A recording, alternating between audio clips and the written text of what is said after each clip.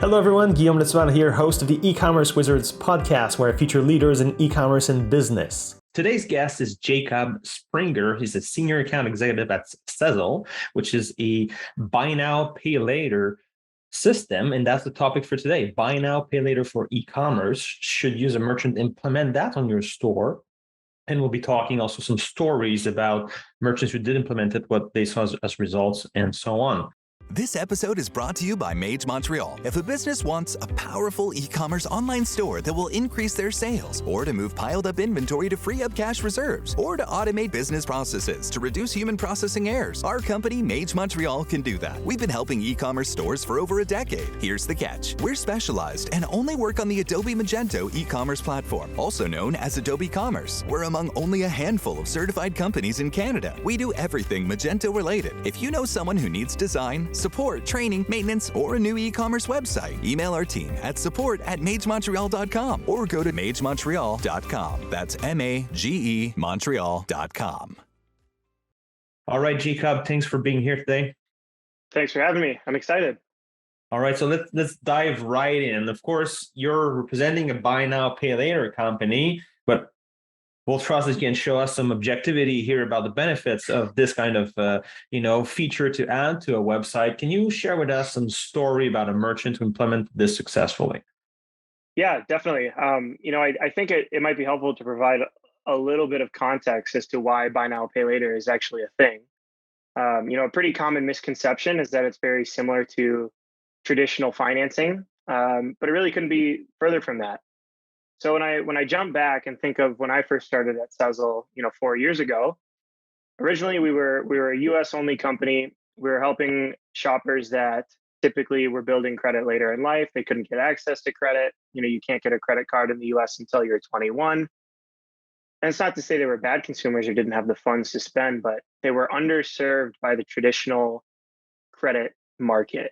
And so we implemented this concept where they could apply to shop with us. They pay in 4 installments over 6 weeks. It's relatively short term.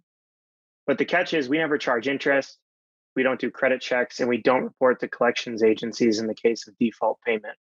And so these consumers that wouldn't typically be approved for a credit card could get approved by us because we didn't rely on traditional means of approving shoppers, get the flexibility they needed or wanted, and then the retailers themselves could acquire these new consumers. And so when to make it a little more relevant, when we jumped to Canada about 4 years ago, credit card usage is a lot higher in Canada, but roughly 35% of Canadians are we call them credit invisible, or those with below a 520 credit score. And a lot of them is these younger consumers, but they're looking to get away from using traditional credit and avoid paying those 19 to 29% APRs. And they're using solutions like buy now, pay later to do so. For a very similar concept to the US, where it's easy to get approved, there's no risk, and the retailers that we work with that implement it are acquiring these new customers. So it's worked out pretty well, of course, over the last 4 years. We've got a growing customer base. You're seeing buy now, pay later all over the world explode. I mean, there's a dozen companies I can name off the top of my head. So it gets kind of hard to distinguish, what they do differently. But in the grand scheme of things, that's why buy now, pay later is a thing. Okay, so that's great. It established why it's a thing, and thank you for that insight. And now let's say if a merchant implements this on his e-commerce store, do you have any kind of statistics or studies or case study about, in the best case of scenarios here, how much increase perhaps in sales, or how much lift, or how much increase in, frequency of purchase or lifetime customer value? That's in the best of scenarios, and maybe after that we could explore the worst of scenarios. Sure. Yeah. Typically, when a retailer implements something like I guess let me clarify. When I'm talking about buy now, pay later, I'm talking about pay in 4 over 6 weeks specifically. Not anything monthly, typical credit, interest bearing, 12, 24, 36 month type solution, just this pay in 4 model. What we found when a merchant implements something like this, between converting more shoppers at checkout, it's about 20% more frequently than a credit card, higher basket sizes, acquiring new customers through our channels and through the channels of the vendor that they're using, decreased return rates, and overall, when you combine everything, we can get into the nitty gritty. You could expect about a 7 to 12% incremental sales increase after about 1 year of using a solution like this. Okay, so which can be significant for some merchants, especially the well-established ones. 7-8% can be more than like a full year of growth for some companies. The more mature established companies. Now, everybody wants to know, like, what's the catch? Like, how do you charge merchants, or like if it's interest free for 6 payment, like how do you guys make money? Like, they'll want to know. Yeah, so instead of charging consumers interest or fees, when a merchant uses Sezzle and they offer it and a customer clicks it to checkout, we assume all that risk of fraud, chargebacks, and customer non-payment, and the merchant is paid in full the next day. The only fee that we have is a per transactional processing fee on Sezzle orders. So you're never paying anything if anybody isn't using it. I guess let me back that up. We recently implemented where if you don't process $300 in a single transaction, you're charged a $15 monthly fee. Way more often than not, merchants are hitting that $300 almost in the first day of launching Yeah. something like Sezzle. It's just to help cover some of that overhead. Rising interest rates makes this industry a tough market to operate in. But that processing percentage, our standard rate, we just went and signed up without talking to anybody, is 6.1%. Kind of goes all the way down to our break-even costs somewhere in the mid fours. I won't disclose right on the head, but that includes everything. So you're not paying your processor on top of it. You don't have to worry about fraud and chargebacks, and you're acquiring those new customers and boosting those sales, which way more often than not, of course, tends to be worth it. So it's the merchant that will bear the cost, somewhere between, like, right now, mid 4-ish percent to 6% of cost, but you don't have the additional cost of your whatever 2-ish percent of credit card transaction fees, and you assume risk and chargebacks for fraud and so on.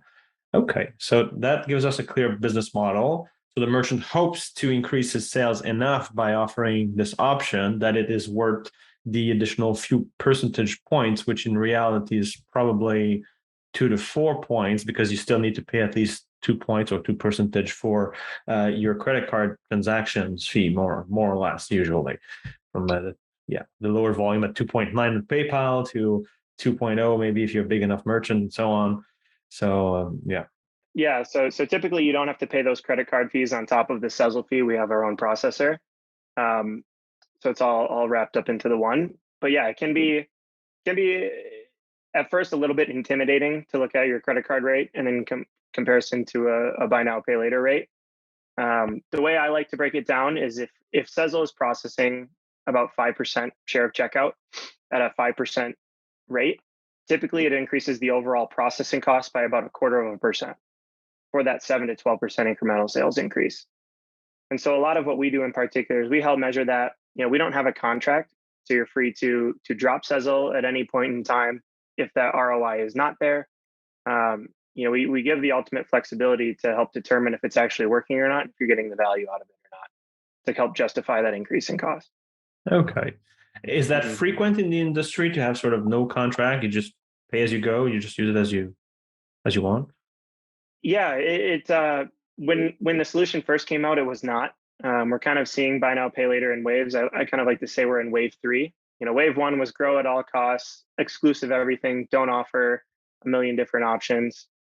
Phase 2 was kind of looking at, hey, we're not going to offer a contract. We still prefer it if you only use us, but you're going to get loads of marketing spend from these vendors to market this buy now, pay later option to your consumers. And now we're kind of encroaching into phase 3, where we're finding a lot of retailers offering multiple buy now, pay later options.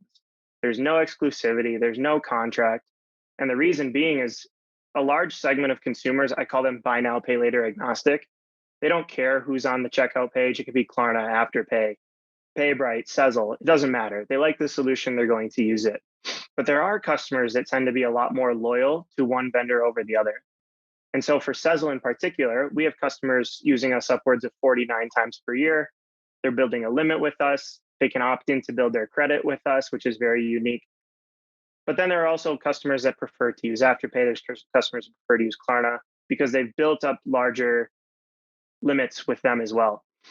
And so a lot of retailers are offering multiple because you can be in all the directories, social channels, the email campaigns, and acquire users from all of these different buy now, pay later vendors. And typically it costs a lot less than sending out a Facebook ad or a 10% off discount in an email. So that's Okay. kind of where we're at with phase three. Okay, so that's interesting. So people can build up their credit limit with these kind of tools that you say maybe they don't have a credit card or whatever. It's an additional source of credit, and they can Yeah, build it up. that's Yeah. unique to Sezzle. It's an opt-in feature. I don't believe anybody else is doing that for paying for yet. Yeah. Well, in the product space, if other people think it's a good idea, you have max 18 months until everybody else does it. Yep, So more or exactly. less. Okay. So that's pretty interesting now. And let's move on from this. Let's say, what percentage of people see a lift by implementing this kind of buy now, pay later versus maybe a store that adds it, but it didn't change anything? Yeah, so it's very dependent as of now on what types of products that retailer is actually selling, as well as the price points of the products that they're selling. So typically, when I talk about a conversional increase, that's going to be your bigger basket sizes, 3, 4, 5, $600. Typically, these pay in four solutions are really only viable up to about $1,000 for a single transaction. The reason being, it's just a shorter repayment period. But typically, the consumers that are using them, even $250 every 2 weeks is a bit much. Um, and so when we look at things like auto, sporting goods, for example, we're on Altitude Sports, they saw a bigger increase from repeat Sezzle shoppers and new Sezzle shoppers than they saw from an actual basket size increase. If you look at something with a lower basket size, like fast fashion, sustainable fashion, makeup and cosmetics, nutrition and supplements, they see a much larger basket size increase. Customers are purchasing more in one transaction. So one, not only is that consumer, boosting your average basket sizes, but as a retailer, you're shipping out more products in one single order, and overall tend to be saving on your shipping costs, especially if you have a free shipping threshold that you're covering for the customer instead. So it's very dependent in that case. We don't see a lot of churn in this industry, except in some of those industries that the solution tends to be a bit newer. Think like auto and experiences, travel, hotels is much newer. But as these options become more of a preferred payment type rather than a financing tool, I think we're going to see those spaces grow much more quickly. So it's hard to say, exactly who it works for or doesn't work for, because there are a lot of variables that go into it. But overall, those are the themes that we're tending to see right now. Okay. But you still give us good guidelines. Usually products under $1,000, because Hmm. people usually don't want to pay more than $250 every 2 weeks or so. The average Exactly. consumer. Okay, it's good to know. It's good guidelines. And you were talking about advertising, like to partners. So is it that a company like yours and the others there will send some kind of a newsletter or whatever promoting merchants using this? So then consumers who are signed up because they've used the solution at least once or signed up for it to be notified. Then they see what deals are going on and where they can use your solution, and you sort of try to drive traffic to your partners and, well, business to yourself at the same time. Yeah, exactly. So when these buy now, pay later solutions are becoming more of that preferred payment type, customers are looking for where else in particular they can use that solution, especially if they tend to have a preference of one over the other. So speaking, to Sezzle in particular, we send out emails, we send out push notifications through our mobile app. People follow us on Instagram for these new retailers that we're launching on a weekly basis. If a retailer is running some sort of special campaign, they can leverage our channels to get bigger reach on that. Whether it be giveaways around certain holidays, Black Friday's coming up. We have a lot of campaigns planned around that. And a lot of the time we advertise our partners completely free, because ultimately we're not making anything unless someone's actually using the solution at checkout. So it's in our best interest to promote them. It's completely free. It's a lot cheaper than running Facebook ads. The costs of those are obscenely high nowadays. Even then though, we have downloadable brand assets that retailers can implement in their own outreach as well. So for example, one that we find works really well is if you include a buy now, pay later option in an abandoned cart email campaign. That tends to convert a lot more frequently than just like a 10% discount. And it tends to be cheaper most of the time as well. Okay. Good point as well. The great insight there to the abandoned cart email to have a buy now, pay later incentive. If ever that was the cause why it was abandoned, you can solve the problem right there, get a checkout. It's pretty cool. Okay. So I don't think it's a very big topic to cover. Is there anything else that merchants should know before implementing this? Yeah, I mean, I think it's just very important to find a partner that really aligns with your brand and your values. There are a lot of options out there that could be somewhat predatory to consumers. Um, the solutions themselves are not very complicated or complex themselves. So really, anyone with funding can create one. So you have to make sure you're watching out for your consumers, giving them the best option for them, but as well as one, partnering with a brand that you believe in. Some people are really good at being the big cool brand. Some people are a little more mission driven, sustainable, you know, just however they're looking to operate. Um, it's a very unique space. It's a growing space. There's a lot of money being thrown around at the moment, and so you have to make sure the low rate isn't always the best rate, but the low rate could also be the best rate depending on what you're looking for. So there's a lot of factors that go into it, much more than just the processing percentage that you're going to get. But at the end of the day, business is business, and every dollar matters. So most of the time it comes down to that. But there's something to be cognizant of. Okay. Well, all right, Jacob. Thanks for being here today. Yeah, thank you. Thanks for having us. It's an exciting space, and it's growing in Canada, and we're happy to be a part of it.